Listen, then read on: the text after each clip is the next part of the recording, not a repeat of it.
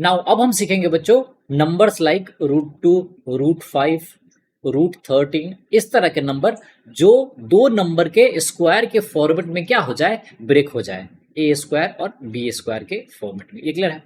ये क्यों किया था वो मैंने आपको पिछले पॉइंट पे डिस्कस कर दिया है। अब जैसे मान लो मुझे √2 को क्या करना है, रिप्रेजेंट करना, तो सबसे पहले हम क्या लेंगे बच्चों, सबसे पहले लेंगे एक नंबर लाइन। जैसे मान लो ये मैंने नंबर लाइन ले लिया, उसमें सबसे पहले क्या मार्क करोगे बेटा, उसमें मार्क करोगे ओरिजिन। नाउ आपको पता है कि √2 कब मिलता है, वो मिलता है बेटा किसी भी राइट एंगल ट्रायंगल में, किसी भी राइट एंगल ट्रायंगल में अगर बेस 1 हो और परपेंडिकुलर भी 1 हो तो उस केस में जो हाइपोटेन्यूज का वैल्यू होता है वो कितना होता है, वो होता है बेटा √2। तो हमें क्या करना है, ओरिजिन से 1 यूनिट जाना है किस डायरेक्शन में, राइट हैंड साइड में। तो मैंने मान लिया कि ये बेटा कितना है, 1 यूनिट। फर्दर क्या करना है, यहां से परपेंडिकुलर डायरेक्शन में जाना है 1 यूनिट। आई होप यहां तक आपको समझ में आया। उसके बाद इस ओरिजिन से इस पॉइंट को क्या करने देना है बेटा, कनेक्ट। थोड़ा सा ध्यान दो इधर, मान लो ये पॉइंट ए था, यहां से अगर मैंने परपेंडिकुलर ऊपर गया हूं तो ये पॉइंट को मान लेता हूं क्या, बी, राइट एंगल है, और ये क्या है बेटा, सी। तो अगर ए बी का लेंथ 1 है तो बीसी का भी लेंथ यहां पे कितना दिया हुआ था, 1।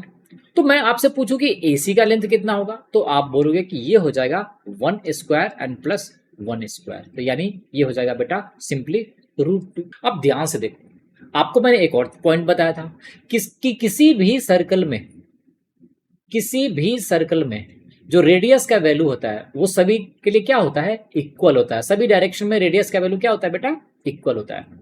तो अगर मैं AC को, ए को मान लेता हूं मैं बेटा, ए को क्या मान लिया मैंने सेंटर, क्लियर है, और AC को क्या मैंने मान लिया, वो मान लिया मैंने रेडियस। और नंबर लाइन को हम आगे पीछे क्या कर सकते हैं बेटा, एक्सटेंड कर सकते हैं। तो इसको मैंने कर दिया इधर एक्सटेंड। हमें क्या चाहिए, √2, और √2 का रिप्रेजेंटेशन कहां पे करना है, नंबर लाइन पे। तो अगर मैं AC को एज ए रेडियस मान के एक सर्किल ड्रॉ करूं तो वो नंबर लाइन को कैसे कट करेगा, सिंपली कुछ इस तरह से कट करेगा। ये क्लियर है? तो यहां से जो ये जो लेंथ आएगा बेटा वो हमारा क्या हो जाएगा, वो हो जाएगा बेटा √2। ये क्लियर?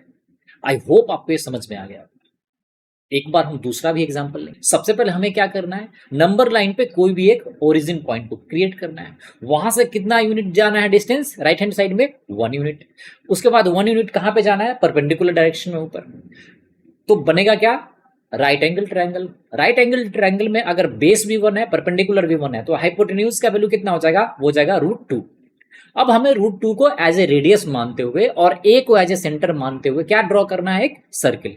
तो सर्किल जिस पॉइंट पे नंबर लाइन को कट करेगा तो ए से जो डिस्टेंस आएगा बेटा वो क्या हो जाएगा, √2 हो जाएगा। नाउ अब हम सीखेंगे बेटा √5 को नंबर लाइन पे कैसे रिप्रेजेंट करते हैं। तो आपको पता है, एक बार रिकॉल कीजिए कि पाइथागोरस थ्योरम क्या होता है। पाइथागोरस थ्योरम क्या होता है बेटा, कि किसी भी राइट एंगल ट्रायंगल में अगर परपेंडिकुलर का लेंथ कितना हो, 1 हो, और बेस का लेंथ कितना हो, 2 हो, तो उस केस में हाइपोटेन्यूज का वैल्यू कितना हो जाता है, √5। आपको पता था कैसे, ये सिंपली अगर मान लो बेटा 2 यूनिट है और ये 1 यूनिट है तो ये वैल्यू कितना हो जाएगा, ये हो जाएगा √2 का स्क्वायर प्लस 1 का स्क्वायर।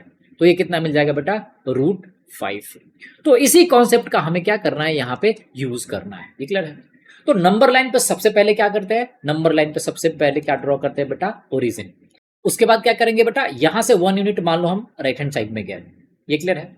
अब हमें 2 यूनिट जाना है तो मैंने उतना ही डिस्टेंस फिर से 1 यूनिट आगे चले गए। मान लो ये पॉइंट था ए ओरिजिन, यहां से हम आगे कितना डिस्टेंस, 2 यूनिट पे।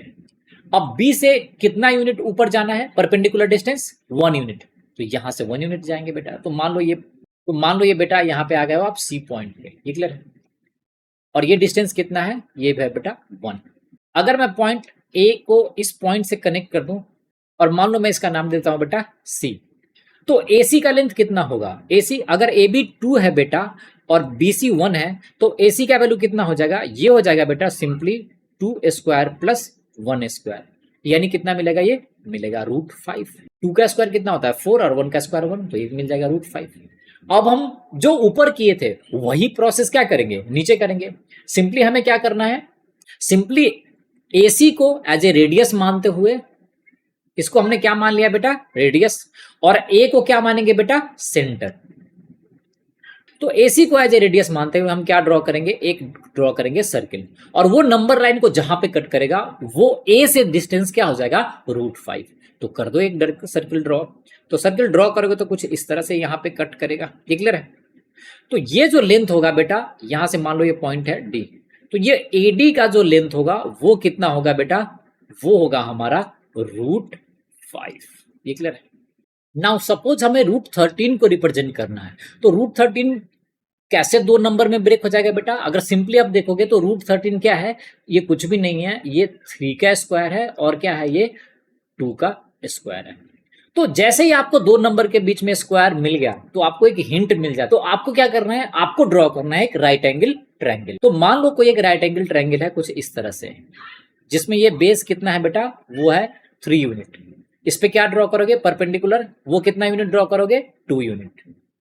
अगर इसको यहां से कनेक्ट कर दोगे बेटा तो ये जो लेंथ आएगा वो कितना होगा, वो होगा √13। अगर ये 90 डिग्री है बेटा तो ये कौन सा ट्रायंगल है, ये ट्रायंगल हो जाएगा बेटा right angle triangle.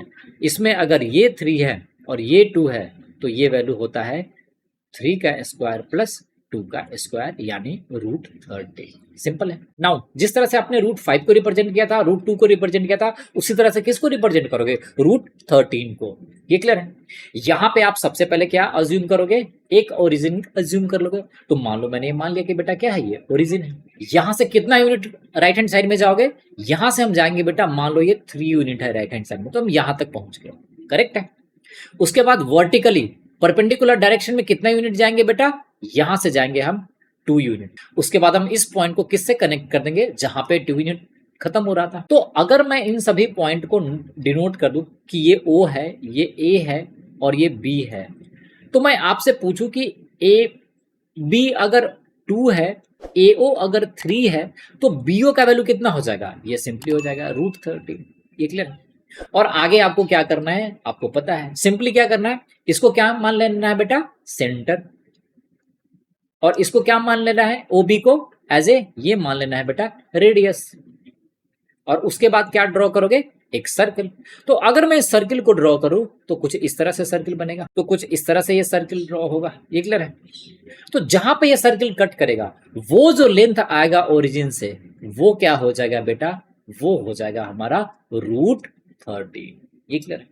So I hope आपको समझ में आ गया होगा कि सिंपल नंबर जो दो नंबर के स्क्वायर के टर्म्स में ब्रेक हो जाए, ए स्क्वायर और बी स्क्वायर के टर्म्स में ब्रेक हो जाए, उसको कैसे नंबर लाइन पे रिप्रेजेंट करते हैं। ये क्लियर है।